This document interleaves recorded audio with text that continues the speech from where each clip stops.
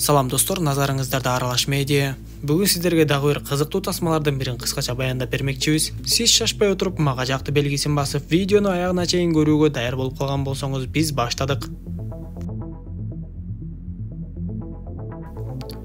Тасманын жүрүшү Рим империясынын күчтүү доорун мезгилин сүрөттөйт. Рим аскерлеринин башында күчтүү генерал Максимус турган. Бул жолку алдыда боло турган салгылаш Германиянын аймагындагы кайсы бир уруулар менен боло турган. Салгылаш кызуу башталып, генерал өзү баш болуп согуш талаасына кирип, эки тарап тең баатырдык менен согушуп, акыры римдиктер жеңишке жетишет. Албетте, бул жерде Римдин императору Марк Аврелий дагы бар болчу. Биз анын сакал чачы ак басып, бир топ жашы өтүп, мурдагыдай алдуу күчтүү боло албай чарчаңкы абалда турганын көрөбүз. Анын баласы Комод атты чаап келип, жеңиши менен куттуктагандай түр көрсөтүп саламдашат. Эми алар артка үйдү көздөй кайта турган болушуп, жер жайнаган калың аскерлер акырындан жоо жарагын жыйнашып жөнөй башташты. Кечинде император Максимусту өзүнө чакырып, Максимус императордун күчтүү генералы эле болбостон, анын мыкты кеңешчисине да айланган. Ошол жерден император Максимуска: "Кел эми хан жана вазирдей болбой, чыныгы достордой болуп сүйлөшөлү. Мен сага жан дүйнөмдө болгон нерсенин баарын айтайын. Өзүң билгендей менин алым кетип, тактыны өткөрүп берүүгө деле убактым келип калды. Сени чакырганымдын себеби, менден кийин тактыга сен отурушуң керек. Сен өтө кадыр бактуу генералсың. Сенин артыңда сени миңдеген аскерлериң колдоп турушат. Уулум Комод болсо таптакыр башкача адам. Ал сага окшош болбогондугу аябай өкүнүчтүү" деп айтат. Максимус болсо император Аврелийди өтө урматтап сыйлачу. Ал императорга "Мен бийлик башына баргым келбейт" деп айтып, "Бирок сиздин сөзүңүздү да четке какпай, бул жөнүндө ойлонуп көрөйүн" дегендей кылат.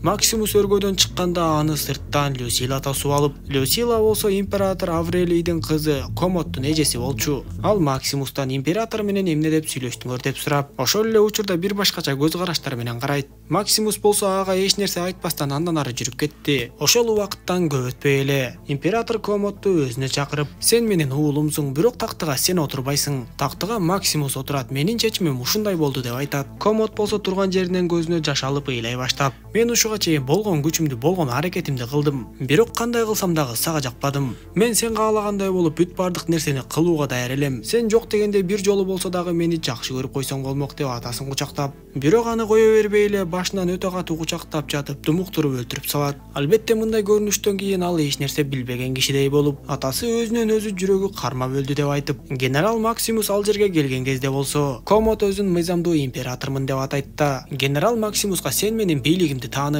Мага берилгендик менен кызматыңды кыл жана башыңды ий" дегендей кылат. Максимус болсо императордун өлүмү Комоддун колунан келгенин түшүнүп, Комоддун бийлигин тааныбай тургандыгын билгизип эле унчукпастан сыртка чыгып кетип калат. Анын артынан эле эжеси Люсила кирип келип, ал дагы Комоддун эмне кылып койгонун түшүнүп калат да чапкылап жиберет. Андан соң Комоддун алдында башын ийип, анын императорлугун кабылдайт. Люсиланын мындай кадамга барбаска аргасы дагы жок эле. Анткени өз атасын өз колдору менен өлтүрүп койгон Комод эжесин деле өлтүрүп койгон колунан келет болчу. Урматтуу биздин Москва шаарындагы көрөрмандар, эгер сиздердин үйүңүздөрдө же ишканаңыздарда клоп, таракан, курт кумурскалар пайда болуп көбөйүп, алардан арыла албай жаткан болсоңуз, дароо бизге кайрылсаңыз болот. 100% ишеничтүү жана 1 жыл кепилдиги менен курт кумурскадан арылтып көйгөйүңүздү чечип беребиз. Жылуу жана муздак тумандар менен иштеп, эч кандай жытсыз жана коопсуздугуна кепилдик бар. Москванын кез келген бурчуна, шаарларына, райондоруна чейин барабыз. Байланышуу үчүн экрандагы номерди терип кайрыла бериңиз, ар дайым кызматтабыз. Ошентип император болору менен эле ушундай наадандык менен баштаган Комод дароо эле Максимусту кармоого аскерлерин жөнөтөт. Максимус болсо өз аскерлерин Комодго каршы багыттамакчы болуп, бирок дегенче болбой эле сакчылар аны кармап калды. Комод болсо Максимусту Токойго алып барып өлтүрүп салгыла деген буйругун берет. Ошентип генералды Токойго алып барышып дээрлик өлтүрөлү деп калышканда, Максимус бир айлакерлигин табат да, бөрү карыса дагы бир ойчолук алы бар дегендей ошол жердеги 4-5 жоокерди арыдан бери кылат. Чынында Максимустун колуна кылыч тийип калган болсо, алдынан бет келгенин сулатып ойрон кылчу. Ошентип ал ошол жердеги жоокерлердин биринин атын минет да өзүнүн үйүнө Испанияны көздөй жөнөйт. Максимустун качып жок болгонун билген Комод болсо, дароо эле аскерлерин ыкчамдык менен Испанияга, Максимустун үй бүлөсүнө жөнөтөт. Узак жолду басып, Максимус канчалык аракет кылбасын, Комоддун аскерлери Максимустан биринчи келгенге жетишип, Максимус жетип келгенде анын үйү өрттөнүп, гүлү көккө сапырылып, анын аялы менен баласын болсо асып салышкан болот. Аялы менен баласын эптеп кара жерге көмгөн Максимус кайгысынан улам ошол жерде жатып эси ооп калат.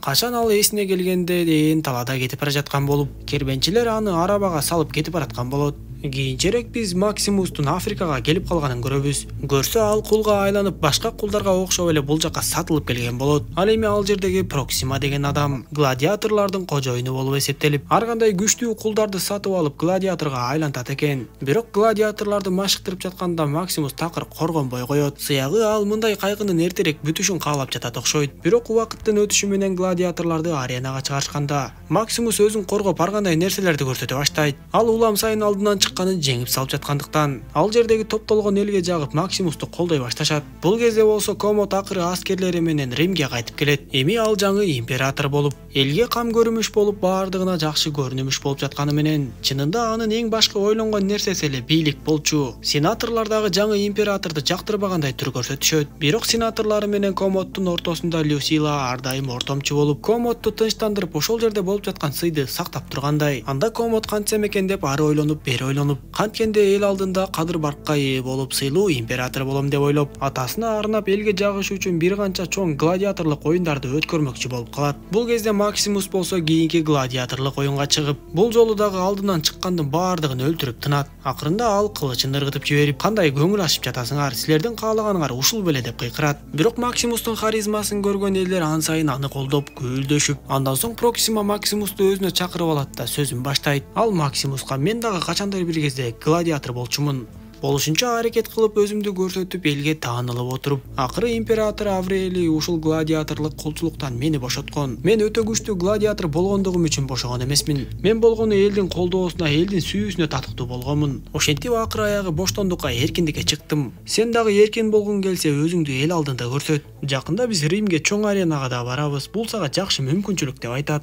Завоюй ее, и будешь свободен. Ошентип көп өтпөй эле алар Римге Комод уюштурган гладиаторлук оюндарга келишип, Африкадан келген гладиаторлорду ортого чыгарышат. Аларга каршы болсо күчтүү куралданган Римдин аскерлери чыгышып, албетте ар дайымкыдай эле Римдин аскерлери үстөмдүк кылып жеңишке жетиши керек болчу. Ал эми африкалык гладиаторлор болушунча коргонушу керек. Жыкчыйма чогулган элдин ортосунда салгылаш башталып, канча да далай салгылашка катышып генерал болуп жүргөн Максимус командасы менен биргеликте иш алып барып, командасына үйрөтүп болушунча каршылык көрсөтүп жатып эле, улам сайын бирден арабаны кулатып отурушуп, Рим аскерлерин жеңип салышат. Эч убакта мындай болбогон көрүнүш элдин баарын таң калтырып, Проксиманын дагы Комоддун дагы оозу ачылып калды. Максимустун командасынын баардыгы аны испандык деп атагандыктан, элдин баары дүңгүрөп эле испандык деп кыйкыра башташат. Мындай эрдик менен болгон салгылашка Комод дагы ыраазы болду айтор. Ал төмөн жака түшүп барып, испандыктын Максимус экенин билбей эле, башыңдагы туулгаңды чеч деп буйрук бергенде, Максимус туулгасын чечип, Комод болсо ошол жерден Максимустун өлбөй калганын билет.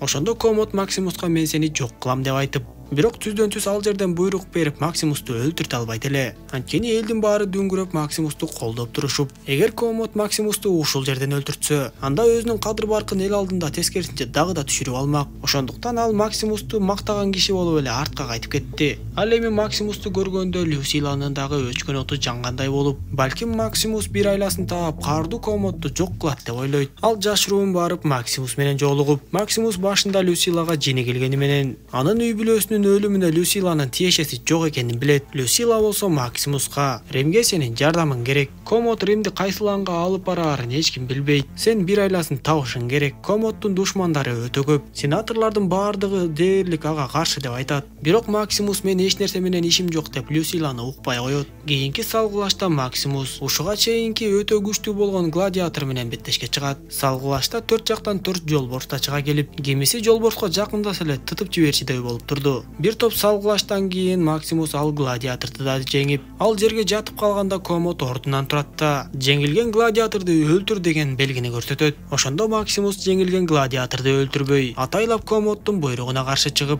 ырайым кылып эле аны өлтүрбөй койду. Максимустун мындай ырайымдуулугун көргөндө элдин баары дагы дүркүрөп, ого бетер Максимусту колдой башташат.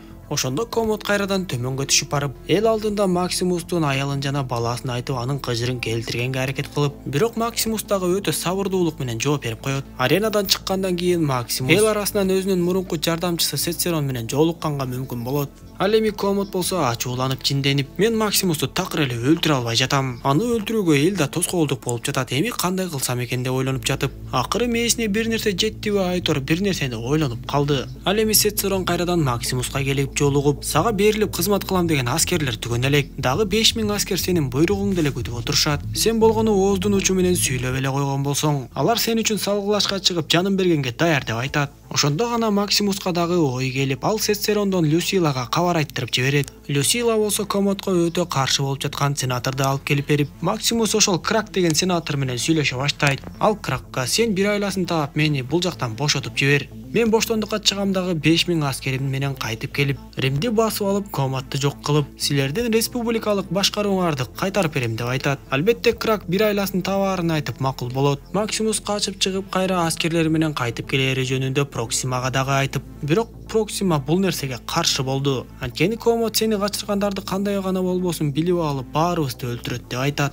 Айткандай эле Комоддун адамдары баардыгын тыкыр карап тургандыктан, эң алгач эле Крактын саткындыгы үчүн аны кармап кетишет. Мындай окуялар боло баштаган соң Люсила тезинен Максимуска келип, бүгүн түнү тезинен качышың керек деп айтып, бир топ нерсени даярдап койгонун айтып, эжесинин да катышы бар экенин билген Комод эжесин мурункудан да катуу коркутуп, Люсиланын баласы Луцийди дагы жөн эле өлтүрүп коерун эскертет. Көрсө Люсиланын өтө коркуп жүргөнүнүн себеби баласы Луцийде экен. Ушуга чейин деле Комод Люсиланын баласы Луцийди жөн эле өлтүрүп коюшу мүмкүн болчу. Ошентип ушундай нерселер болуп жаткан кезде Проксима эсине келдиби Айтор. Анын үстүнө Люсила ага болгон кадыр баркын салып сүйлөшүп койгондуктан Проксима Максимусту бошотуп жиберет. Максимустун гладиаторлук тобу болсо Максимустун качып кетишине жардам берип, башаламандыкты салгылашты уюштуруп жиберишет. Максимус качып кеткенге мүмкүн болуп, анын гладиаторлук тобу баардыгы өлүп, Проксима дагы Рим аскерлеринин колунан көз жумат. Чептен чыккан Максимус белгиленген жерге келгенде, ал жерде аны Сетсерон күтүп турган болчу. Бирок бул кезектеги тузак болуп чыгып,